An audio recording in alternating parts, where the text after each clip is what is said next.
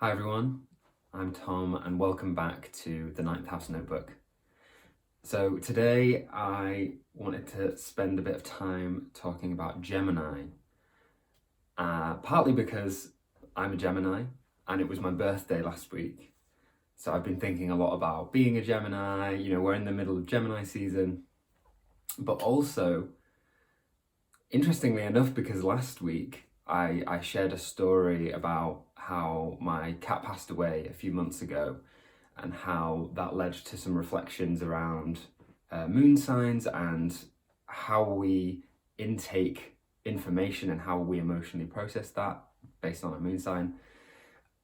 It's interesting that I recorded that last week, and on Friday, my birthday, my partner's surprised me with two kittens, which was probably the best gift I've ever received.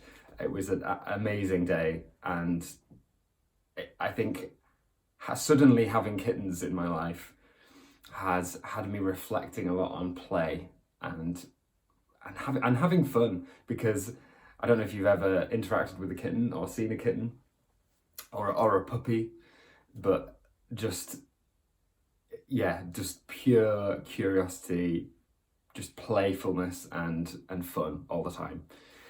And because we're in the middle of Gemini season, and like I said, because I'm a Gemini, I could see how the two link together. So we'll get back to the kittens, but for now I'm going to talk a little bit about, what is Gemini? What does it mean to be a Gemini? What does it mean to be in Gemini season? And I think in order to speak about that, we should first speak about Mercury. So Mercury is the ruling planet of Gemini. So whenever we're talking about a sign, whether it's Aries, Taurus, Gemini, there will always be a planet that rules that sign, and we can learn a lot about the sign from the planet that rules it. So let's have a look at Mercury.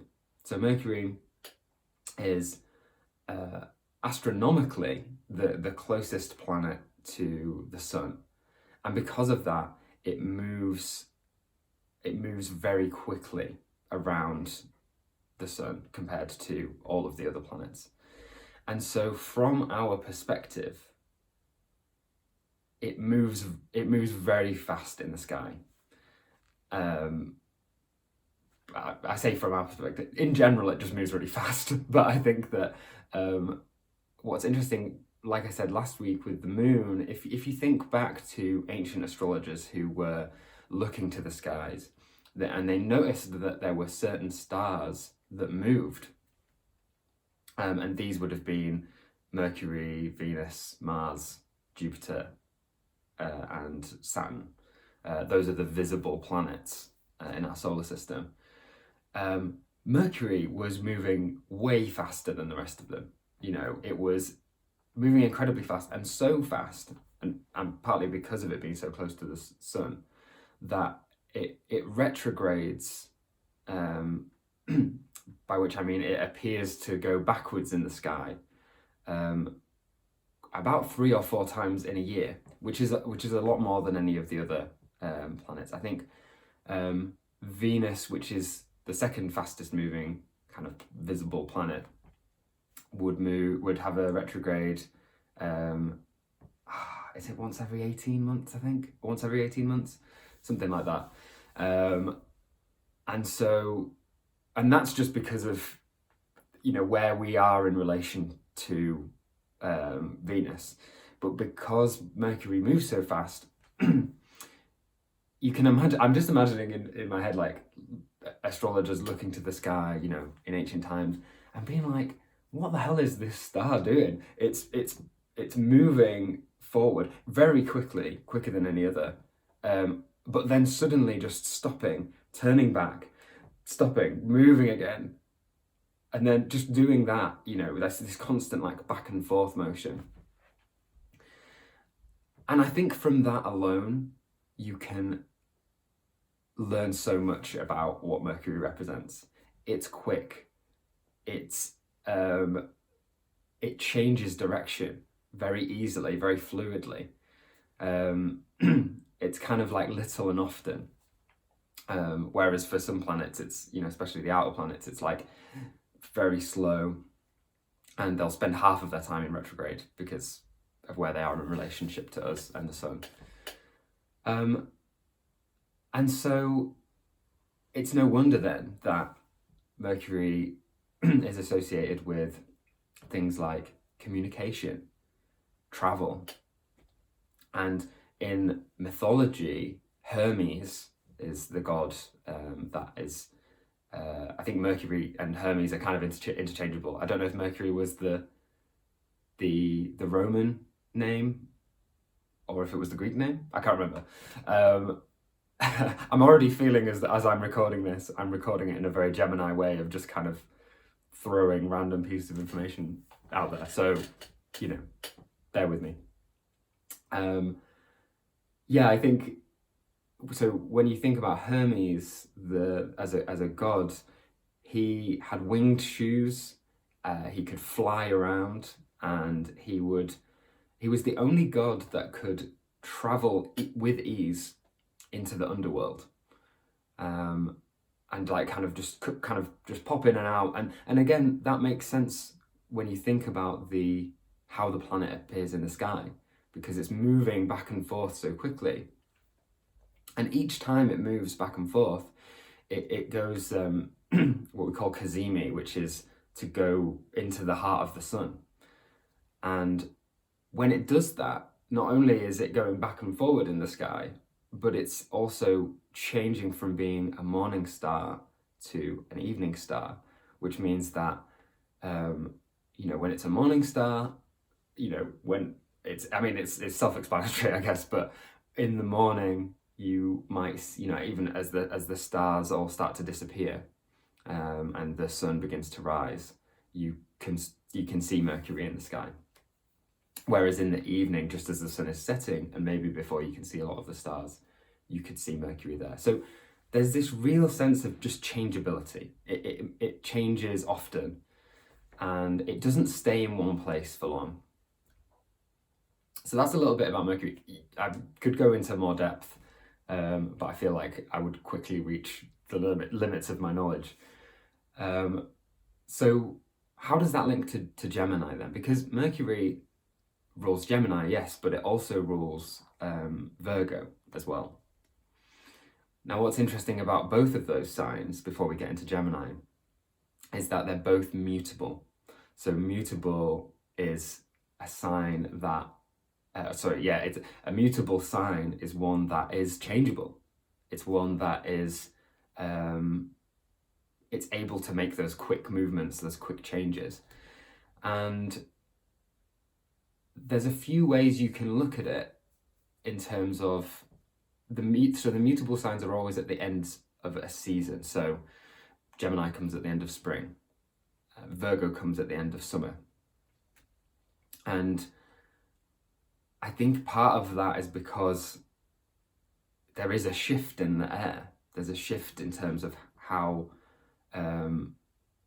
the world around us, and this is quite a modern sort of take, I guess, that the comparing the signs to the seasons. But I do find some truth in that. As I look around now in Gemini season, it's like the weather itself is quite changeable, and thinking about pollination as well. I think that's something that we can link to Gemini, which is around how, I think even yesterday as I went for a walk, there's all these like sticky seeds everywhere because all of the plants have flowered and bloomed in Taurus season. But now it's like the pollen is just spreading everywhere, and it's just kind of a scatter shot of kind of interaction, and also as well the pollination, I suppose. Thinking about insects, suddenly I'm seeing loads of bees and butterflies and all of these beautiful, and I mean wasps more annoying, but all of these kind of creatures coming out. And again, insects are very small, they move very quickly, you could say that there is something quite mercurial about insects as well. So yeah, I'm just thinking about how mercurial my thoughts are. I knew when I sat down to record this that it was going to be a little bit chaotic, but so Gemini, if you think about it as a season, like I said, you've got this changeability in the season. We're coming up to summer, but also when you think about it from a traditional point of view and a more kind of philosophical one, the reason why the astrological wheel going through all the signs is the way that it is traditionally is to do with the interplay between light and dark. So, and that's because of the equinoxes. So if you've got the 4 equinoxes, is it equinoxes? Yeah, I'll say equinoxes. You've got the summer solstice and the winter solstice, so you can divide the circle into 2. Then you've got the spring equinox and then the autumn equinox. You can divide it into 4, but then they're then divided into 3 further. Each 4 segments is divided into 3. And Gemini represents, as we come up to the summer solstice, light is increasing. Light is getting, where I am in the world right now, that is a reality. It's getting lighter and lighter. But it's reaching the crescendo, it's reaching the point, and right at the end of Gemini season, it reaches the end of the light increasing. And in the same way you can imagine Mercury sort of suddenly stopping and turning retrograde, or suddenly stopping in its retrograde and turning direct again. Gemini is a time when the light suddenly, it's growing and growing and growing, and then it stops, and then it turns back, and you then get into Cancer season, which is where the dark and the more feminine or yin energy starts to sort of take over. So Gemini is a time when the yang, the masculine expressive energy, is kind of building in momentum. And I really experienced that this Gemini season. Like, I feel like everyone is just like blah blah blah blah blah, like kind of talking high speed, and kind of getting out there and doing lots of things. I feel like I've seen so many people just out and about doing lots of different things. So there's that expressive yang energy, but it's mutable, and so it starts to turn. It starts to slow down and gets ready to sort of turn back. So when you think about it like that, so you've got Mercury, you've got these ideas of like the time of year that Gemini falls in from a seasonal point of view, also from a traditional point of view, the interplay between light and dark as well. Within all of that, basically, there is a theme of changeability, a theme of quickness, of speed. And this is where we get back to the kittens. So with they're called Milo and Marcel, by the way, in case you like kittens and you wanted to know their names. And it's been so amazing watching them, because I feel like they embody that energy, that mercurial energy, because they're so little and they're so young. All they can focus on is like what is in the moment, and because of that, there are certain elements which could be associated with Gemini that I think they really embody. So one being curiosity. They are curious of every nook and cranny of the room that they're in. They will use things in a way that I didn't even realize they could be used. Climbing up curtains, and sort of, they were army crawling underneath an armchair. Like, I didn't even realize they would be able to fit under there. And it's so different. It's such a different experience from the last cat that we had. We got him at age 2, so he was a bit more scared, and it took a long time for him to settle in. Whereas with these two, they have no fear, and so they're just exploring and, like I said, getting into every little crevice that they can find and playing with anything. So that was another word, and this is kind of why I'm making this talk today, is I can really see now how Gemini can be seen through the lens of playfulness. And I don't think it's something that you hear very often. You know, a lot of astrologers will say, oh, Gemini, you know, it's associated with communication. It's associated with kind of intellectual, you know, thoughts, like thinking about things, you know, kind of, that's that mercurial nature of our thoughts being very quick and fleeting sometimes. Something I don't hear a lot about is how playful Gemini can be.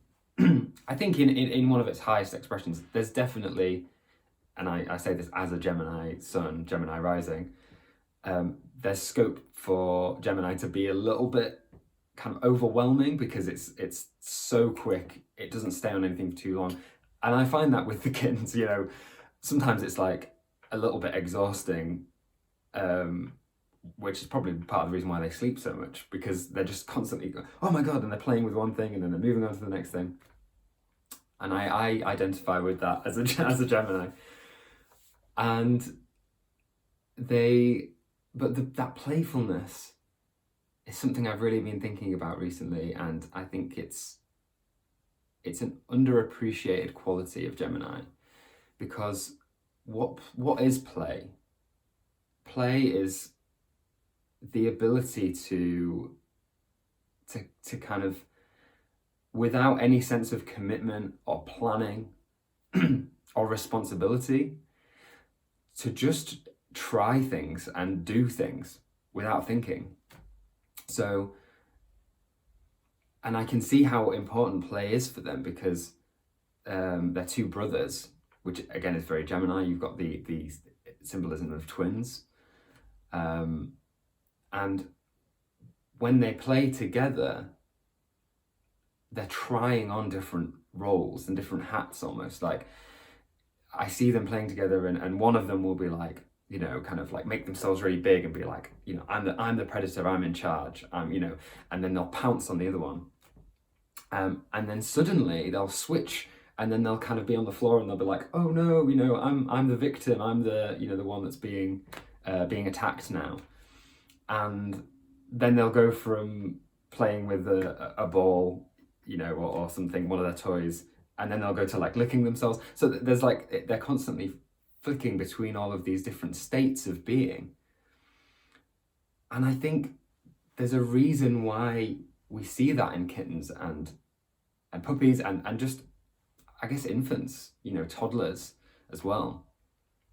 Because we need to play in order to figure out who we are, and also what we enjoy, what we don't enjoy. They don't have that sense of fear, and so they're kind of in a stage of experimentation. They're able to sort of just try things.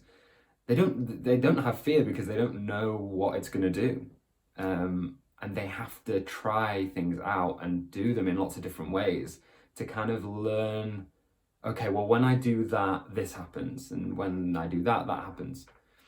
And it's such an important part of our evolution. So this kind of linked, the other thought that this linked me to was how Gemini is often associated with kind of, and maybe this is more of a mercurial thing, I guess, but it's kind of associated with, to me anyway, I suppose, like, actually no, maybe it's more of a Mercury thing, kind of like the trickster. That's something that Mercury can be referred to as. And I thought it was interesting that in tarot, Mercury is, the card that associates Mercury is the magician. And I was thinking about the magician as an archetype. And often when we think about it, I suppose we're thinking about like someone who conjures something into being. But I was also thinking about the modern idea of magicians and how they use illusion to make you think that something is going to happen, but then it doesn't happen, or make you think that something won't happen and then it will. You know, the classic example is like, you know, pulling a rabbit from a hat. That is, you know, the reason that has such a powerful impact on us when we see something like that, when we see a trick, is because we don't think it's going to go that way. And then it does. In the same way that looking at Mercury in the sky, it seems like it should keep going, but it doesn't. It turns back. And then just when you think it's going to keep going, it stops, and then it turns back again, and it keeps doing that back and forth. And I think that, again, what the magician, the modern idea of a magician, is doing is playing with reality in a way. And I can see that in the kittens, that they're sort of playing with, you know, who are they? You know, what are they doing? What kind of their personalities, I suppose. Maybe I'm projecting a lot onto these kittens, I don't know, but it's almost like they're not quite formed yet. They're sort of figuring out who they are. And I was thinking about how, in terms of the magician, it also, Gemini is often associated with stand-up comedy, or, you know, those kind of performing arts where it's like very, very based in communication, based in, you know, speech. And again, in comedy, what is comedy? It's something that plays with our expectations. It plays with this idea of, well, you know, you think, what makes a good joke is that you think it's going to go one way and then it doesn't. It changes and then it moves in another direction. Again, very, very mercurial. I suppose another point I wanted to make in this rambly chat was the idea of duality as well, because that's something that Mercury is associated with, and particularly in Gemini. The kind of symbol for Gemini is the twins. And I was thinking about why that is. And again, linking it back to the kittens, I was seeing how when you have two of something, it immediately creates space for play and experimentation.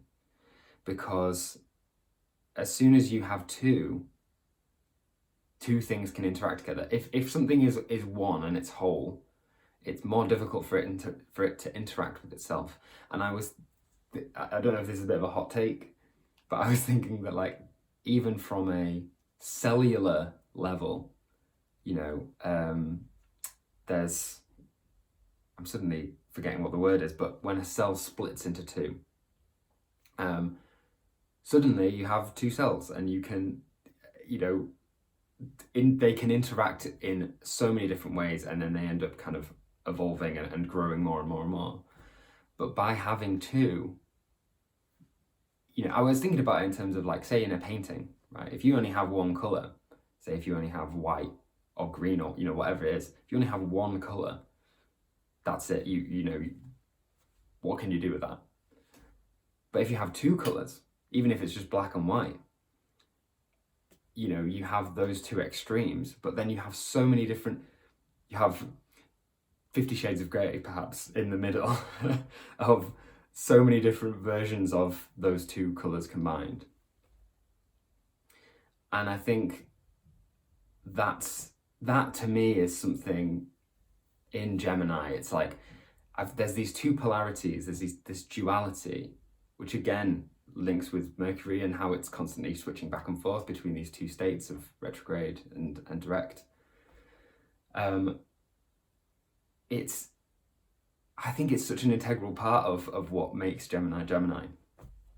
And that, what I wanted to link that to, and part of the reason why I'm talking about this, not only because I got kittens this week and I'm a Gemini, but also we're still in Gemini season, and this coming Saturday, on Saturday the 17th, we're going to have a Gemini new moon. And also, as I record this, Mercury has just gone into Gemini, has just ingressed into Gemini, and is now in its home sign. It's comfortable there, and that is going to be bolstering and strengthening the new moon. And I was thinking about this and kind of wanting to share some of this information because I think it's important to think about play this new moon. But actually, before I get into my final thoughts, I want to share one more thing. So I don't know if you've heard of the artist Escher. I think it's MC Escher. I recently went to the Netherlands, and he's a Dutch artist, and I got to see lots of his work, and I absolutely loved it there because so he has a Gemini new moon in his chart. So he was born whilst the sun and the moon were in Gemini at a new moon, and his work really embodies that, because if you haven't seen it before, Escher's work is very it plays, again, there's that idea of playfulness. It plays with perspective, and it plays with your expectations, because when you look at it, and interestingly as well, a lot of them are black and white, which I thought was interesting with that idea of duality in Gemini. But a lot of the paintings, when you first look at them, they look like they make sense. You kind of think, okay, yeah, this is a painting of a building. But then when you look closer, you realize that it is an impossible image. So the stairs often kind of, there's people stood upside down, defying the laws of gravity. There's stairways going into kind of just crossing each other in an impossible way. Think if you've not seen them before, I would really recommend looking them up, because they're so fun to look at. They kind of melt your brain in a way, but they kind of remind me, if you've seen Harry Potter, the staircases in there, kind of this constant moving sort of stairwells, and it's not just stairwells as well, as there's, I'm realizing it's quite hard to describe, but basically he's playing with perspective. And that's a very Gemini quality as well. It's just looking at things from different perspectives. What happens if I look at it like this? And then never staying too long. I find this in myself. Never staying too long in one place. If you look at something from one perspective for a while, you think, oh, okay, that's interesting. Now let me look at it from another perspective. And let me look at it another perspective.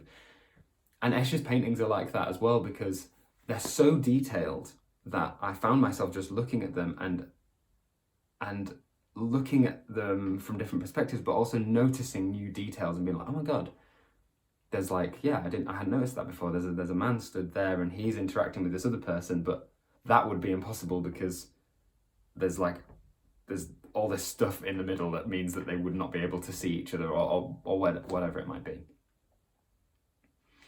So those are my very Gemini thoughts on Gemini. And I suppose the point I wanted to leave you on was, as we come to the end of Gemini season, I think next week we'll be going into Cancer. As we approach this Gemini new moon, and as Mercury goes into Gemini, I want to encourage you to think about how play plays a part in your life. Is there room for play? Do you feel like you're able to play around with things? Do you feel like you're able to look at things from different perspectives, trying on lots of different hats? Almost like if you were at a backstage in a theatre and there's loads of costumes, could you try loads of costumes on? How does it feel? What does it say about you when you try on these new personas and you play around with who you are? And you will, even if you don't have any, if you have planets in Gemini, do you find that planet expresses itself in a playful way? Or, even if you don't have a planet in Gemini, one of the houses in your chart will be in Gemini.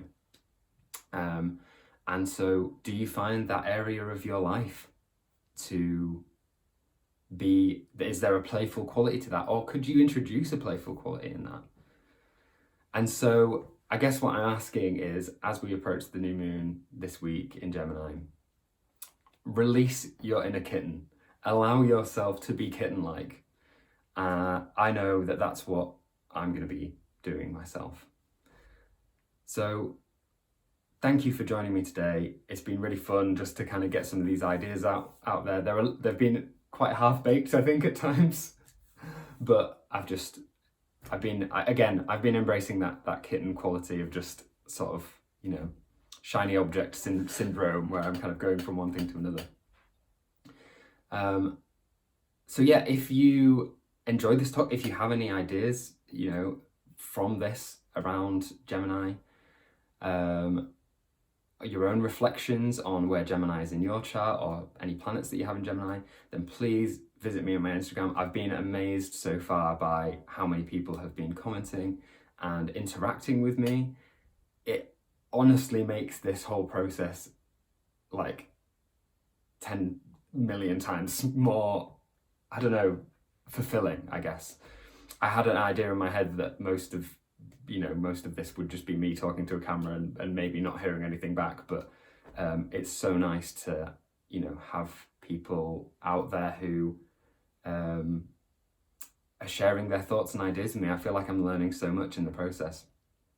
And so thank you if you're listening to this. And I look forward to hearing from you all soon.